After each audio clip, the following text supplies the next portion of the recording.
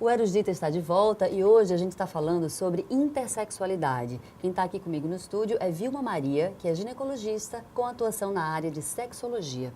Vilma, no bloco anterior a gente falou sobre como ocorre essa identificação, né, visual, num primeiro momento, do bebê, né, com ambiguidade sexual. No caso de haver uma constatação, né, que procedimentos devem ser tomados a partir daí para que haja, por exemplo, uma confirmação? Bom, Julieta, primeiramente um acolhimento dessa família. É a primeira coisa, né? Porque assim, isso pode gerar um desconforto da família, não é? Então, assim, eu acredito isso. A família tem que ser acolhida, tem que ser orientada. Então, deve existir profissionais, né? Um serviço interdisciplinar que acolha essa família.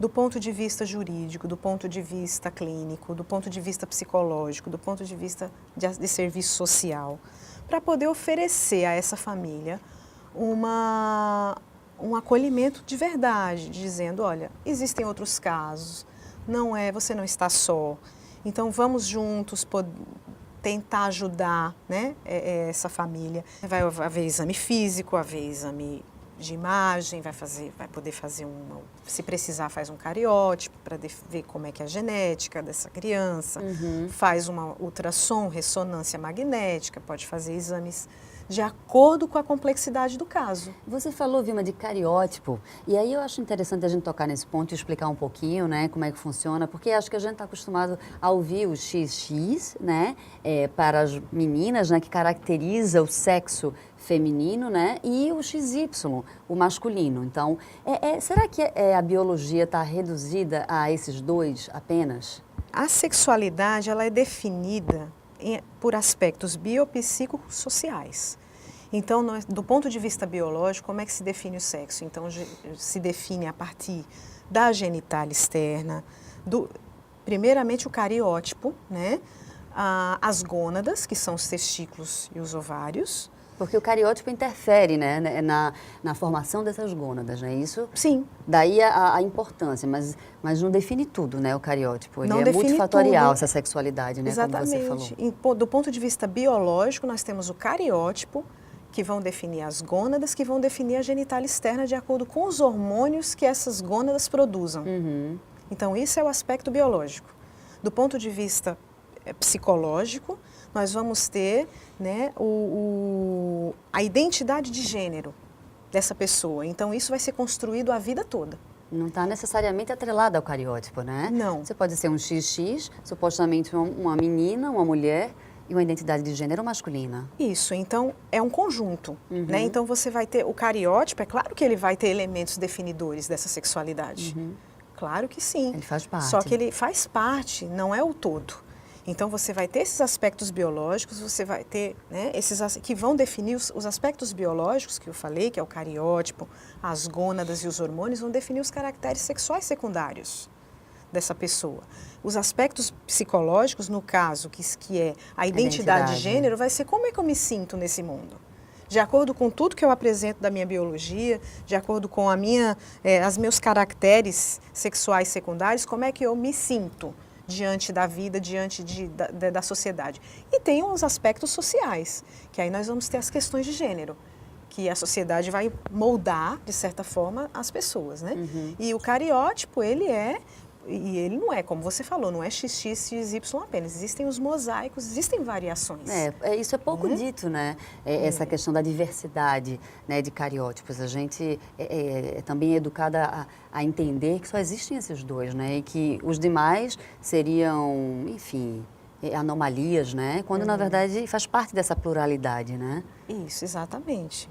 E por isso que se chama situação. Existe uma cartilha que eu gosto muito, que eu vou dizer a vocês que é uma cartilha da Universidade Federal da Bahia, tá? Que são justamente profissionais que se uniram, que lidam com essas situações, e é uma cartilha sobre a dignidade da criança em situação de intersexo. Vamos então, essa cartilha... Esse documento, acho que ele é público, né? Ele é público e ele vai justamente mostrar de uma forma muito simples como é que a família vai ser trabalhada nesse caso, com grupos, né? Então você tem que ter, além do acolhimento da criança, ou do adolescente, né? A família tem que ser acolhida e existem grupos de discussão que já passaram por esse processo, que vão trocar ideias. Tem também no Facebook, né, uma página chamada Visibilidade Intersexo, então, assim, realmente é interessante esse apoio, né? Vilma, eu queria falar um pouco sobre cirurgia, né? Que critérios, né, são usados, né, para que... A gente sabe que em alguns casos, né, existe uma recomendação cirúrgica, mesmo no bebê recém-nascido, para que haja uma adequação da genitália, né, uma normalização, entre aspas. Então, qual a tua opinião sobre esse procedimento cirúrgico, né, de ser feito já no bebê? Na minha opinião, como a sociedade é extremamente preconceituosa, não é? E quando essa criança chegar na escola, vai ser o primeiro convívio dela, né? O primeiro convívio fora da família vai ser a escola. Então, na minha opinião, se for possível tentar adequar esta pessoa de uma forma mais harmônica possível até a entrada dela na escola, eu acho isso positivo. Porque ela vai... eu acredito que as influências sociais, no sentido de preconceito, podem influenciar negativamente essa pessoa. Dela ir no banheiro, né? Aí ela vai ao banheiro e ela pode ter um constrangimento, porque o coleguinha vai perguntar alguma coisa. Então, ela pode sofrer algum bullying, algum preconceito. Então, se for possível adequar essa situação antes da criança ter o primeiro convívio fora da família, que seria a escolinha, eu acredito que isso seria algo mais viável. Mas isso é muito polêmico, Julieta. E se essa pessoa puder decidir, melhor ainda, né? Se ela puder decidir também, se ela participar dessa decisão. Por isso que cirurgia, eu acho um pouco assim complexo, porque você tem que pensar muito bem antes de fazer um procedimento cirúrgico numa pessoa, né? Exato, e também até na perda de sensibilidade, né? Enfim, da região, né? Genital, que vai ficar para o resto da vida esse prejuízo, né? Então, imagina, um bebê que não tem poder de decidir, né? Então, a família que vai ter que fazer essa decisão, e muitas vezes uma adequação que não seja condizente, né? Com a identidade de gênero dessa pessoa, né? Que ela não está instalada no bebê, né? Quando nasce. Ela vai ser, enfim, desenvolvida, né? Nesse processo. Né? Então, acho que a cirurgia é polêmica sob esse aspecto, né? É muito complexo e cada caso é um caso. Né? Porque a identidade de gênero, como você acabou de dizer, ela é definida ao longo da vida. Né? Então, principalmente, às vezes, né? Na adolescência principalmente, ou depois. Então, para você definir uma pessoa, é um processo que exige uma sensibilidade muito grande das pessoas que estão em volta, para você fazer o melhor que puder pelaquela criança, né? ou por aquele adolescente, de acordo, se for uma criança, de acordo com a família, de acordo com uma equipe que já tenha uma experiência nesse assunto.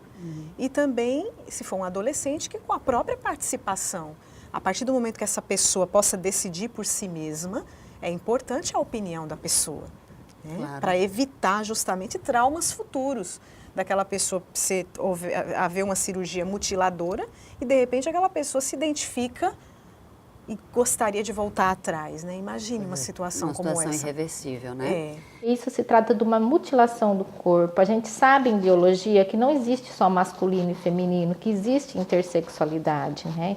Em 4 níveis. O do meu filho foi muito leve, mas existem casos mais complicados. E eles já fazem essa cirurgia e os adultos que passam por essa cirurgia relatam muitos problemas emocionais e físicos em função dessa cirurgia de adequação, que nem sempre corresponde à identificação que essa pessoa futuramente vai ter. E sobre os direitos das pessoas intersexo, a gente conversou com a advogada Carolina Ferraz, que vai dar algumas orientações.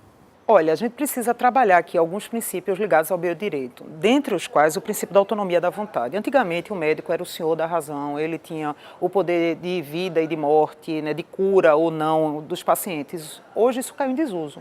Numa sociedade informatizada como a nossa, com acesso à informação em tempo real, com a possibilidade de questionar laudos médicos por conta da existência de outros médicos especialistas na área. Admitir que uma equipe médica dê uma sentença definitiva como essa, o que você fala em termos de adequação de genitália pode ser uma mutilação. Adequação para quem? Né?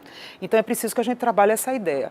Então o que é preciso levar em consideração? Autonomia da vontade, desejo, né? Consentimento válido. Depois, o princípio da beneficência. O que é que diz esse princípio da beneficência? Que todo procedimento, né, realizado em paciente, ele tem que trazer um bônus maior do que um ônus. Então, passando por essa perspectiva, a gente tem que levar em consideração se realmente essa cirurgia ela vai ser mais benéfica ou vai trazer um mal desnecessário a esse procedimento ao paciente que foi submetido ao mesmo. E tem mais. Eu acho que a gente precisa trabalhar com a ideia de que uma pessoa intersexo ela pode acordar e dizer eu quero continuar tendo essa genitália, né, que atende à identificação de ambos os sexos. E qual o problema? Então, esse determinismo da cirurgia é algo que incomoda muito o movimento e incomoda muito todos nós que lutamos pela dignidade da identidade de todos os seres, de todas as pessoas, de forma que seja mais satisfatória, prazerosa, mais acolhedora. Então, assim, o meu recado para as mães, para os pais que têm um filho com ambiguidade sexual é: respeite o seu filho, ame seu filho, lute pelo direito dele ser registrado, pelo direito dele existir. Respeite a natureza do seu filho, o desenvolvimento dele. E, acima de tudo, não deixe que ele seja mutilado apenas por uma questão estética. Vilma, a gente chegou ao final do Eros Dita, né? O assunto realmente foi muito bom. Eu senti que ainda ficou muita coisa por ser dita, né, sobre o assunto da intersexualidade. Acho que teremos que voltar a falar sobre esse assunto. Mas, por hora, eu queria agradecer muito a sua presença e os seus esclarecimentos aqui pra gente. Julieta, eu que agradeço a todos, agradeço o convite, agradeço a oportunidade. Para mim é um prazer, uma honra, estou à disposição para o que vocês precisarem. E só para dizer assim que existe um livro, né, de Ronaldo Pamplona, chamado Os 11 Sexos, que eu acho que, não sei se você já leu, mas é um livro que vai justamente abrir bastante a cabeça em relação à sexualidade. Ele diz lá que tem 11 sexos, mas a gente sabe que não são, ele até termina, não tem 11, são múltiplos, as pessoas são diferentes e a diversidade é linda.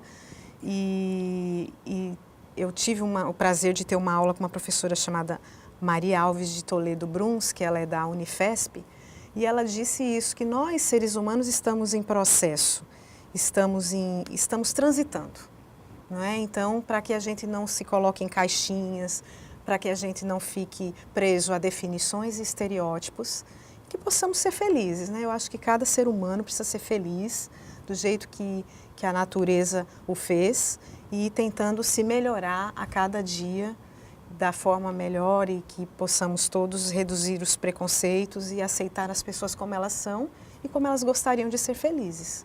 É isso que a gente precisa, na minha opinião. Ai, linda mensagem para a gente encerrar o programa de hoje. Obrigada, viu?